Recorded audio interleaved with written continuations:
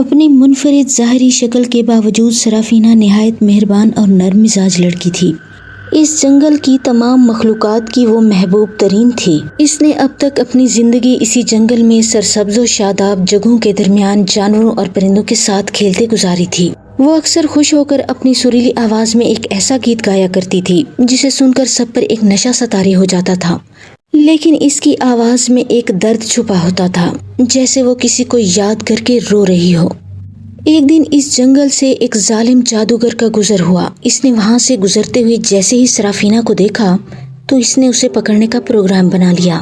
اسے یہ خوبصورت اور نوجوان سانپ لڑکی بہت اچھی لگی تھی اور اس نے اسے ہمیشہ کے لیے اپنی قید میں رکھنے کا ارادہ کر لیا تھا۔ اس نے اس کا پیچھا کرتے ہوئے اس غار کے نزدیک پہنچ کر اپنے جادو کے اثر سے اسے پکڑنے کی کوشش کی، لیکن سرافینہ نے اپنی چالاکی اور چستی کا استعمال کرتے ہوئے اس کے ارادوں کو ناکام بنا دیا۔ اس نے اپنے وفادار جانوروں کی مدد سے اس جادوگر کو شکست دے کر ہمیشہ کے لیے اس جنگل سے بھگا دیا۔ گو کہ وہ ایک غیر انسانی مخلوق تھی، لیکن اس کے باوجود جنگل کے جانوروں میں وہ ان کی طرح ہی رہتی تھی۔ لیکن اس نے اپنا ٹھکانہ جنگل کی بجائے وہیں ایک پہاڑی سلسلہ میں موجود ایک غار میں بنا لیا تھا۔ اس نے اس جنگل میں جب ہوش سنبھالا تو اس نے اپنے ساتھ ایک بوڑھی اور نوجوان عورت کے علاوہ ایک جوان آدمی کو پایا۔ جیسے جیسے وہ بڑی ہوتی چلی گئی اسے پتہ چلتا گیا کہ وہ دونوں نوجوان مرد اور عورت اس کے ماں باپ ہیں، اور وہ بوڑھی عورت اس نوجوان مرد کی ماں تھی۔ حالات کی گردشی لیل و نہار کے باعث کافی عرصہ بعد اس کے دونوں ماں باپ اور وہ بوڑھی عورت کا خاتمہ ہونے کے بعد وہ اب اس جنگل میں بالکل اکیلی رہ گئی تھی۔ لیکن یہ بات اس کے علم میں نہیں تھی کہ اس کے ہوش سنبھالنے سے پہلے ہی اس کی پیدائش کے 1.5 سال بعد اس کے ماں باپ کے ہاں ایک بیٹے کی ولادت ہوئی تھی۔ چونکہ وہ غیر انسانی مخلوق تھی، اس لیے اس کے والد نے اس کے بھائی کو اپنی بہن کے پاس چھوڑ دیا تھا، جس کا علم سوائے اس کی بہن کے گھر والوں کے علاوہ کسی اور کو نہیں تھا۔ ہوش سنبھالتے ہی وہ یہی سمجھی تھی کہ اپنے ماں باپ کی اکلوتی اولاد ہے، لیکن اس کے ساتھ ساتھ اسے اپنی جسمانی ساخت کا بھی اندازہ تھا۔ اس کے متعلق اس نے کئی مرتبہ اپنے ماں باپ سے اس کی وجہ جاننا چاہی، لیکن وہ ہر بار ایک ٹھنڈی آہ بھر کر خاموش ہو جاتے اور اکثر اس کی طرف دیکھ دیکھ کر آنسو بہانے لگتے تھے، جیسے وہ خدا سے شکوہ بھی کرنا چاہتے ہوں، لیکن پھر کسی خیال کے تحت خاموشی اختیار کر لیتے تھے۔ جوانی کی سیڑھی پر قدم رکھنے سے پہلے ہی اس کے والدین بھی اسے اس بھرے پڑے اور گھنے جنگل میں اکیلا چھوڑ کر اگلے جہان سے دھار گئے تھے، اور باقی کی زندگی اس نے اکیلے ہی اس جنگل میں واقع ان پہاڑیوں میں بنے ان غاروں میں بسر کی تھی۔ کچھ دن تو وہ چھپ کر ان غاروں میں دبکی بیٹھی رہی، لیکن آخر کب تک؟ آخر اسے اپنا پیٹ بھرنے کے لیے باہر تو نکلنا ہی تھا۔ اس لیے ایک رات وہ خاموشی سے اس غار سے نکل کر جنگل کے اندر پہنچ گئی اور وہاں سے اپنے کھانے کے لیے خوراک تلاش کرنے لگی۔ جنگل میں بے شمار چھوٹے بڑے جانور اور حشرات الارض موجود تھے، لیکن اسے کبھی بھی انہیں کھانے کی رغبت نہ ہوئی۔ اس کا جی انہیں کھانے کو بالکل نہیں چاہتا تھا، اس لیے وہ ایسے درختوں اور پودوں کی تلاش میں بھٹکنے لگی جہاں اسے تازہ پھل وغیرہ میسر ہو سکیں۔ جنگل بہت گھنا تھا اور کہیں کہیں بڑے بڑے گڑھوں میں اکثر بارشوں کا پانی بھی موجود تھا، اس لیے پانی کی طرف سے تو اسے بے فکری تھی، لیکن خوراک کے لیے اسے پھلوں کی تلاش تھی۔ جلد ہی اسے چند ایسے درخت اور کچھ جنگلی جھاڑیاں مل گئیں جہاں سے اسے اپنے کھانے کے لیے کافی مقدار میں پھل مل گئے۔ اس نے انہیں جی بھر کر کھایا اور واپس اپنے غار میں آ گئی۔ کافی دن تک یہ سلسلہ چلتا رہا۔ اب اس نے دن کے وقت بھی جنگل میں نکلنا شروع کر دیا، جس کی وجہ سے کچھ دن تک تو جنگل کے جانور اس سے خوفزدہ ہو کر ادھر ادھر بھاگنے لگے، لیکن جب اس نے انہیں نظر انداز کرنا شروع کر دیا تو ان کا ڈر اور خوف بھی اس کی طرف سے کچھ کم ہونے لگا۔ اللہ تعالیٰ نے اسے ایک خاص خوبی سے نوازا تھا کہ اسے زمین میں چھپے خزانے دکھائی دینے لگے تھے، لیکن اس نے کبھی بھی ان تک پہنچنے کی خواہش نہیں کی تھی۔ ظاہر ہے اسے ان چیزوں سے کیا غرض ہو سکتی تھی، اس لیے اس نے ان پر کبھی توجہ نہ دی تھی۔ لیکن ایک روز جس غار میں وہ رہتی تھی، اس کے اندر موجود کچھ بلوں میں گھسنے سے وہاں جا کر اس نے دیکھا کہ وہاں مختلف قسم کے خوبصورت پتھروں کے ڈھیر موجود تھے جن میں سے روشنی کے دھارے نکل رہے تھے۔ وہ انہیں دیکھ کر بہت حیران ہوئی۔ پھر اس نے ان میں سے کچھ پتھر منہ میں اٹھا کر غار کے اندر ایک جانب رکھ دیے تاکہ ان کی وجہ سے وہاں کچھ روشنی ہو سکے۔ اس وقت وہ تیزی سے رینگتی ہوئی اپنی غار کی جانب ہی بڑھتی جا رہی تھی، اور پھر جیسے ہی اس کے دہانے کے اندر داخل ہوئی تو اس کی آنکھیں حیرت اور خوشی سے پھٹی کی پھٹی رہ گئیں۔ رحیم اور اس کی بیوی جیسے ہی نیچے پہنچے تو ان کی حیرت اور خوشی سے بانچیں کھل گئیں، कि नीचे इन्हीं पत्थरों के ढेर मौजूद थे, जिनकी वजह से नीचे का सारा मंजर जगमग जगमग कर रहा था।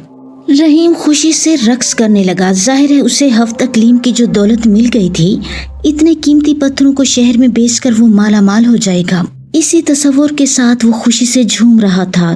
तो आखिर तुम यहाँ पहुँच ही गए, जिसका मुझे बरसों से इंतजार था। अचानक इन्हें अपने करीब ही एक बारीक सी नस्वानी आवाज सुनाई दी। रहीम ने जल्दी से गर्दन घुमाकर आवाज की सिमत देखा तो इन दोनों की खौफ से चीखें निकल गईं। इनसे कुछ ही फासले पर एक नौजवान और खूबसूरत लड़की, जिसका आधा जिस्म लड़की और आधा जिस्म सांप का था, खड़ी दिलचस्पी से इन्हीं की तरफ देख रही थी। इसके चेहरे पर एक मुस्कुराहट तारी थी। इसके देखने का अंदाज यूं था जैसे वो इन्हें बरसों से जानती हो। तुम रहीम ही हो ना? इस खूबसूरत सांपनुमा लड़की के होंठों से प्यार भरी आवाज निकली। रहीम का तो यूं हाल हो गया जैसे काटो तो लहू नहीं। जाहिर है एक गार में मौजूद एक गैर इंसानी मखलूक के मुंह से अपना नाम सुनकर उसे हैरत का शदीद झटका लगा। क्या मतलब? तुम मुझे कैसे जानती हो? रहीम ने हैरत से मुंह फाड़ते हुए इसकी तरफ देखते हुए कहा। उसे वाकई हैरत हो रही थी कि ये सांपनुमा लड़की इसका नाम कैसे जानती है। मुझे अब्बू ने मरते वक्त तुम्हारे मुतालिक बता दिया था, और सच पूछे तो इसी वक्त से मैं तुम्हारे यहाँ आने का इंतजार कर रही थी। मैं अक्सर जंगल में भटकती रहती थी।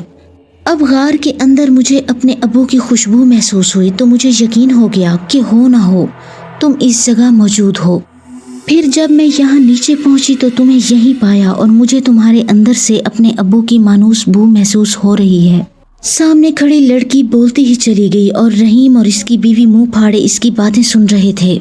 जी बिल्कुल, एक बार फुफ्फो ने मुझे भी तुम्हारे मुतालिक बताया था, लेकिन ये नहीं पता था कि एक दिन यूं अचानक तुम्हारे साथ यहाँ मुलाकात हो जाएगी। इनके कहने के मुताबिक अब्बू और अम्मी दादी माँ के साथ तुम्हारे पैदा होने के साथ ही कहीं रूपोश हो गए थे, क्योंकि दुनिया वाले इनके पीछे पड़ गए थे। लेकिन ये नहीं मालूम था कि वो इस जंगल में आ छुपे होंगे।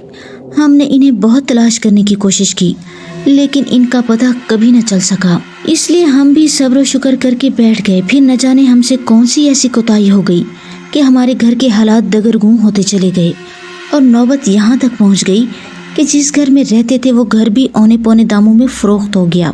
और फुफ्फो के इंतकाल के बाद फुफ्फा ने भी मुझे घर से निकाल दिया। मैंने गुजर बसर के लिए एक दुकान पर नौकरी कर ली, जिससे मेरा खर्च पूरा होने लगा। मैं एक छोटे से किराए के मकान में रहने लगा। फिर एक दोस्त ने अपनी गरीब और यतीम भांजी से मेरा निकाह कर दिया, जो ये तुम्हारे सामने है। मैं जिस दुकान पर नौकरी करता था, एक रोज़ इसमें चोरी हो गई। दुकान के मालिक ने मुझे नौकरी से निकाल दिया और खुद दुकान बेचकर कहीं और चला गया। ये देखकर मैंने अपने गुजर बसर के लिए इस जंगल की राह ली और यहीं एक कुटिया बनाकर रिहाइश अख्तियार कर ली, और यहाँ से लकड़ियाँ ले जाकर शहर में फरोख्त करने लगा। इस कुटिया में हम दोनों जिंदगी बसर करने लगे। एक रोज़ मैं सूखी लकड़ियों की तलाश में भटकता हुआ इन पहाड़ियों की तरफ आ निकला तो मैंने यहाँ गार देखे, तो मुझे तजस्सुस हुआ कि हो सकता है किसी गार में कोई खजाना मिल जाए और शायद हमारे भी दिन फिर जाएं। यही सोचकर मैं वापस कुटिया में चला गया और आखिर आज इसके साथ इस गार में आ पहुंचा। रहीम ने भी तफसील बताते हुए अपनी बीवी की जानिब इशारा करते हुए कहा, अब चूंकि तुम्हें पता चल चुका है, तुम यहाँ से ये कीमती पत्थर ले जाओ और इन्हें शहर में फरोख्त करके ऐशो आराम से नया घर लेकर नई जिंदगी बसर करो। मैं चूंकि अब तुम्हारे साथ शहर में जाकर नहीं रह सकूंगी, क्योंकि लोग मुझे देखते ही मारने की कोशिश करेंगे या मुझे हुकूमत के हवाले कर देंगे। सांप लड़की ने इनकी तरफ देखते हुए मायूसी भरे लहजे में कहा। इसके चेहरे पर जमाने भर का दुख सिमट आया था। जाहिर है किसी अपने को देखकर ऐसा तो होना ही था। रहीम इसकी बात सुनकर किसी गहरी सोच में पड़ गया। वो बिल्कुल ठीक कह रही थी।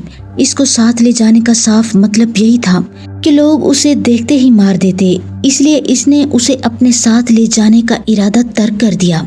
ठीक है, तुम दुरुस्त कह रही हो, लेकिन यूं तुमसे मिलना और फिर दोबारा बिछड़ जाने का तस्वुर ही दिल दहला दे रहा है। क्या ऐसा मुमकिन है कि हम कभी दोबारा तुमसे मिलने यहाँ आते रहें? रहीम ने दर्द भरे लहजे में इसकी तरफ देखते हुए पूछा। चाहे वो एक गैर इंसानी मखलूक ही थी, लेकिन थी तो इसकी बहन ही, इसलिए उसे इस तरह दोबारा छोड़कर जाना उसे बिल्कुल अच्छा नहीं लग रहा था। ठीक है, मुझे भी अब तुम्हारा इंतजार रहा करेगा। मुझे तुम्हें देखकर अब्बू की याद आने लगी है اور مجھے ان کی بو تمہارے اندر سے محسوس ہو رہی ہے۔ سرافینہ نے درد بھرے لہجے میں اس کی بات کا جواب دیتے ہوئے کہا۔